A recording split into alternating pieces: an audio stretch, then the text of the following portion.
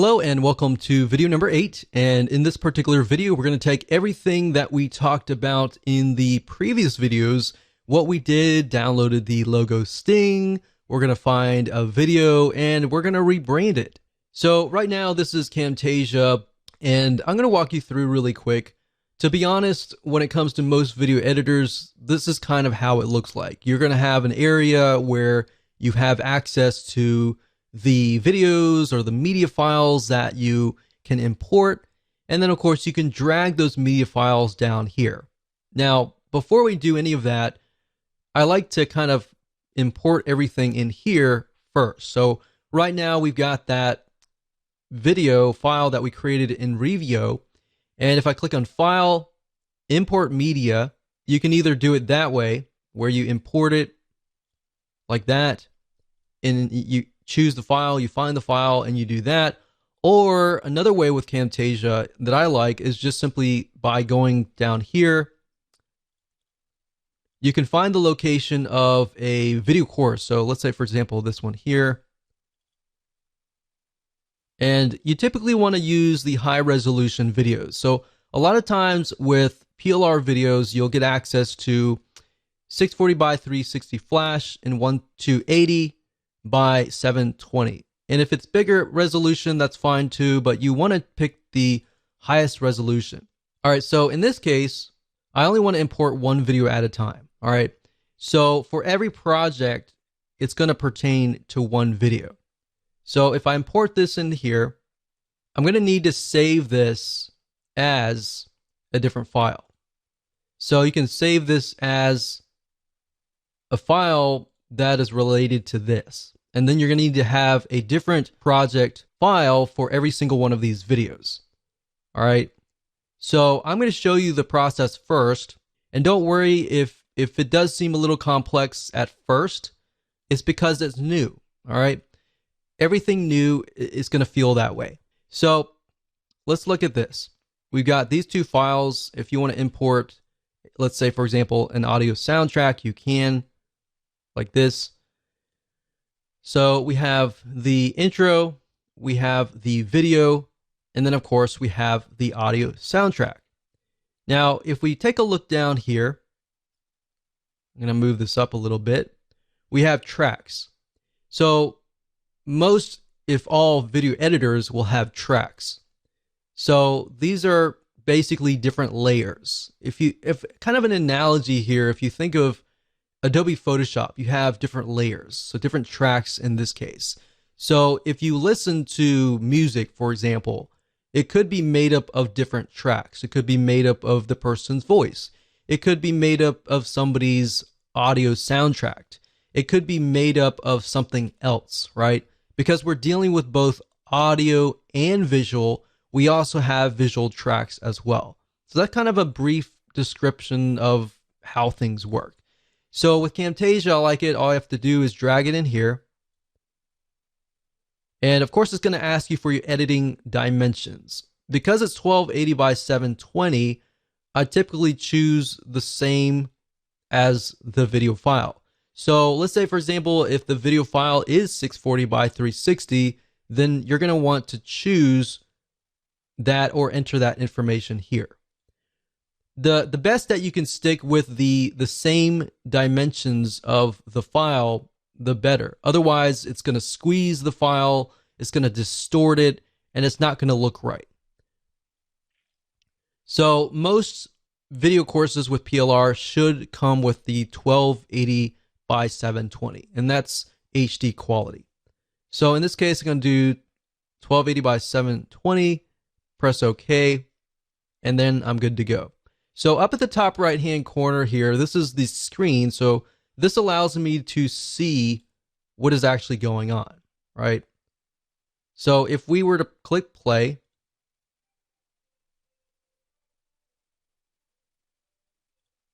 so it says make your video stand out. All right.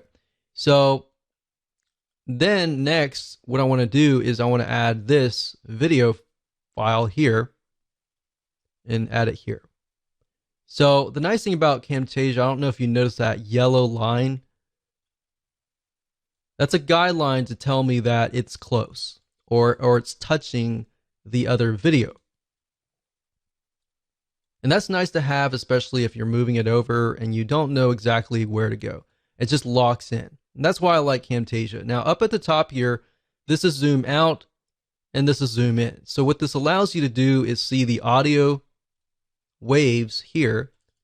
So if you wanted to get close and you're like, okay, I want to lower the sound, then I could select the clip. So this is the intro. Click audio. And then I can lower the sound. Click play.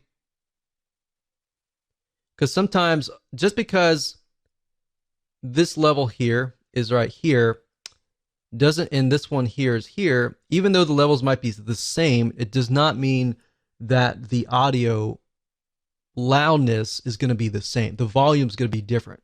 So from what I can hear, the volume here is definitely louder than the volume down here. So you want to adjust it to your headphones to see which one actually, everything is even and level.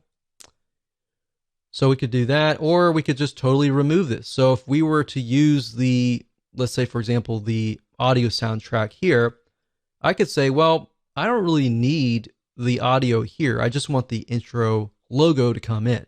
So if that's the case, you click audio, select this. And if you move this over here, and this little green thing allows you to move it over here, so you can select. So the left-hand side is the green, the right-hand side is the red. And I can click on silence, like that, and it removes the audio. So this thing right here allows me to select things. And I use this all the time to edit videos. So now we click play and there's no sound. Now we can also add transitions. So with Camtasia, the newer versions allow you to add more transitions, but see how it kind of just jumped from here to here, and it was very abrupt. So what you can do here is you're going to add a transition like a fade. So you can grab the fade here and drag it in between both of these. So now when you click play, it fades in. Now, in my opinion, fades are fine. Glows are okay. Let's see. But the things that I would probably avoid and recommend avoid using are things like the cube rotate, because it looks really old school. Like that. So it really depends on your audience, but at the end of the day, simple is better than making it look too fancy. If it looks too fancy, it looks kind of salesy, and because of the rise of skepticism and all that, you want to keep it simple. All right. So if you want to add this to the ending, and you can either drag and drop it, we'll minimize it here. So there's two ways of doing this. You could either drag the logo to the end and move it over here to snap it in place. But since we made the changes before, what I could do is instead of doing that, I could duplicate from what's over here. So I could select that, right click, copy, and then go over here, put my cursor over here, right click, paste. Like that. So I actually click Control V for paste. And of course we can add either fade or glow. Like that.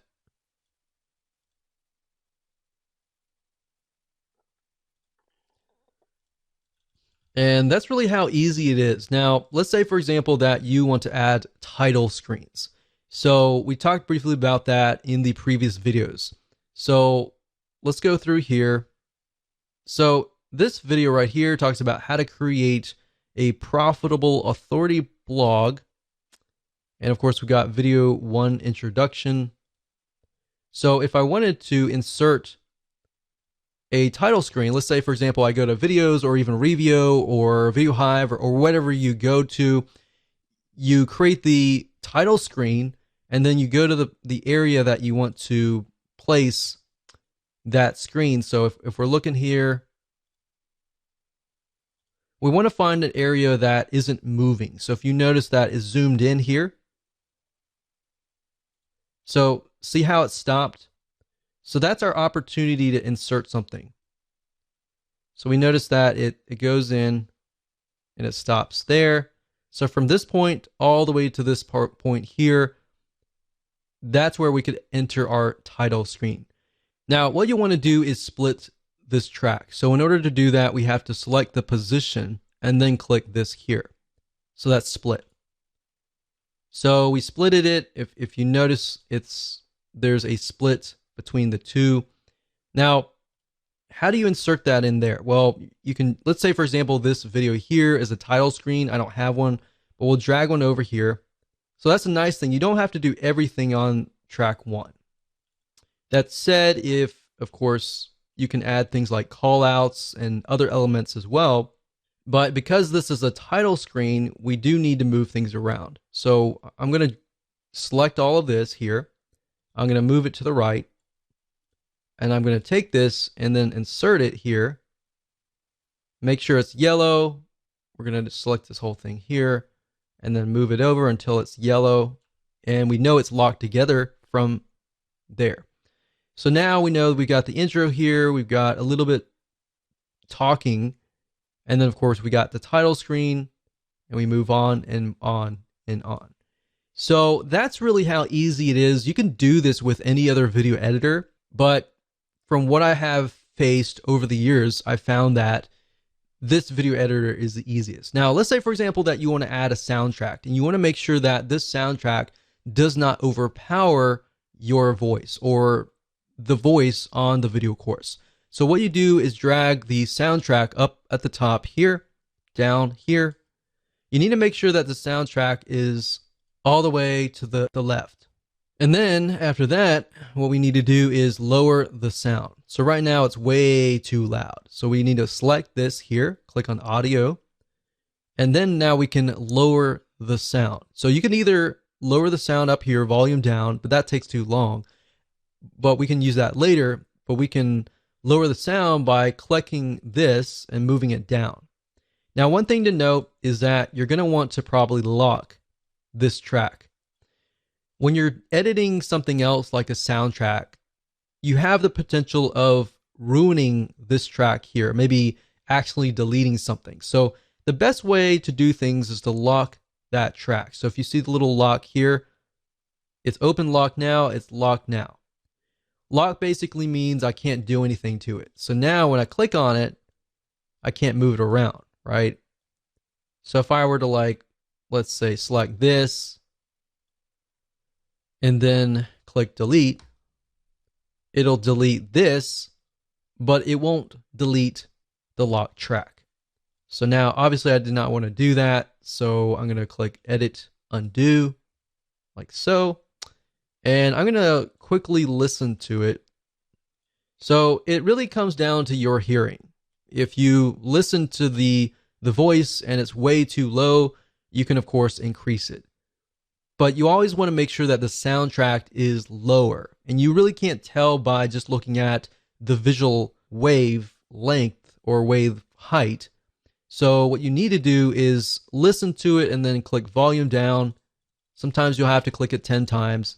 And then listen again, and it's like, okay, that's too soft, click it up, and all that. It's better to have the voice of the video course louder than the actual soundtrack.